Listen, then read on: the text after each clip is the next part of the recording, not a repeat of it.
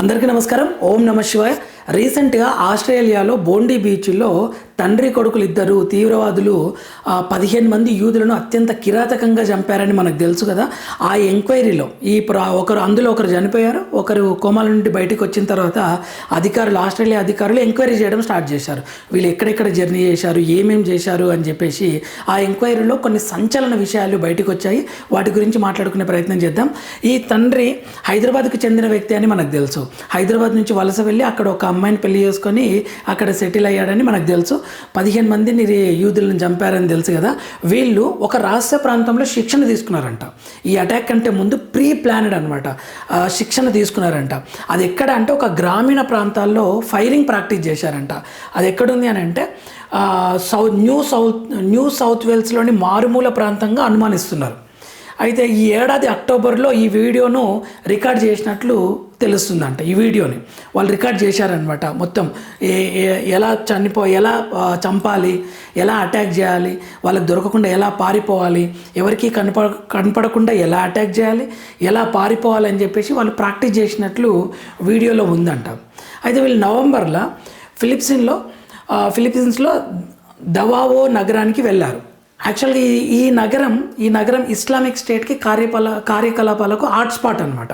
ఇటువంటి దాడులకు అక్కడ ఐసిస్ నుంచి ట్రైనింగ్ తీసుకున్నారనమాట. సింపుల్గా చెప్పాలంటే పాకిస్తాన్ వాళ్ళు అక్కడ ట్రైనింగ్ ఇస్తారు. ఇదొకటే, అక్కడ ట్రైనింగ్ తీసుకున్నారు. ట్రైనింగ్ తీసుకొని రెక్కి నిర్వహించారనమాట. వీళ్ళు బోండి బీచ్కి వచ్చి డైరెక్ట్ అటాక్ చేయలేదు. 2 days ముందు రెక్కి నిర్వహించారంట. మొత్తం ఎక్కడెక్కడ ప్లేస్లో ఎక్కడెక్కడ జనాలు ఉండొచ్చు, ఇక్కడ అటాక్ ఎలా చేయాలి, ఎలా తప్పించుకోవాలి అని చెప్పేసి ప్రీ ప్లానెడ్గా ఆ ఏరియాని మొత్తం అబ్జర్వ్ చేసి రెక్కి నిర్వహించిండ్రంట. ఇక్కడ ఇచ్చారు చూడండి.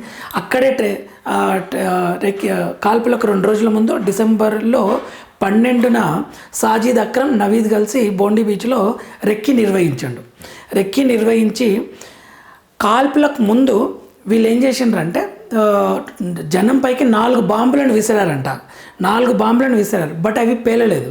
ఒకవేళ అవి పేలింటే ఇంకా ఎక్కువ ప్రాణ నష్టం జరిగేదంట. ఇంత అటాక్ జరిగింది, ఇంత ఘోరమైన అటాక్. 4 బాంబులు విసిరారు వాళ్ళు. అయితే ఈ దాడిలో మనకు తెలిసిన విషయం ఏంటంటే ఒక పర్సన్ డైరెక్ట్గా వెళ్ళి అతన్ని అడ్డుకున్నాడు, అతన్ని కూడా గాయమైంది, ఆస్ట్రేలియా ప్రధాని వెళ్ళి కలిసిండు అని. ఆ పర్సన్ వల్ల కూడా కొంత తీవ్రత తగ్గిందని చెప్పవచ్చు. అదృష్టం బాగుండి ఈ బాంబులు కూడా పేలలేదు. ఈ దాడి కంటే ముందు ఇద్దరు వృద్ధ జంట కూడా వీళ్ళని అడ్డుకునే ప్రయత్నం చేసింది. పాపం వీళ్ళిద్దరు ఈ దుర్మార్గులు, ఈ తీవ్రవాదులు వాళ్ళిద్దరిని చంపేసిండ్రు. సో ఈ 4 బాంబులు పేలినా ఇంకా తీవ్రతంగా ఉండేది. సో ఇంత ప్రీ ప్లానెడ్గా అటాక్ చేసిండ్రు ఈ తండ్రి కొడుకులు. వీళ్ళని బహిరంగంగా, ఇప్పుడు బ్రతుకున్న పర్సన్ని ఆస్ట్రేలియా బహిరంగంగా అందరి ముందలా ఉరిశిక్ష వేస్తే తీవ్రవాదులకు, పాకిస్తాన్ తీవ్రవాదులకు, ఐసిస్ తీవ్రవాదులందరికీ ఒక ఇండికేషన్ ఇచ్చినట్లు అవుతుంది. ఎవరైనా దాడి పాల్గొంటే ఇంత క్రూరంగా శిక్ష పడుతుంది అని చెప్పేసి ప్రజలు భావిస్తున్నారు.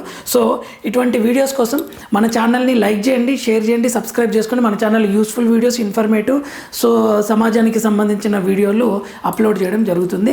నెక్స్ట్ వీడియోలో మనం మళ్ళీ కలుద్దాం. ఓం నమః శివాయ. ఓం నమో భగవతే వాసుదేవాయ.